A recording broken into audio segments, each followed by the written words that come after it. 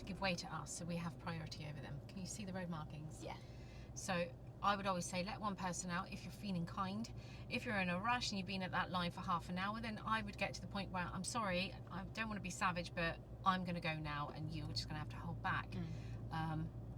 All too often I am in his position, so I come from around the bend here and people just look right through me.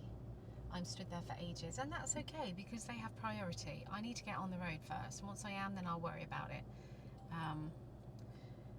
The best way to deal with situations like this, if some people aren't letting you out, do exactly what this guy's done and open your window.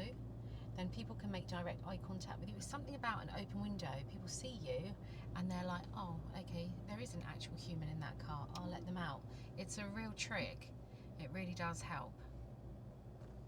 I'd probably be driving with windows open anyway. Are you always hot? Yeah. Yeah, we can't be friends. When we get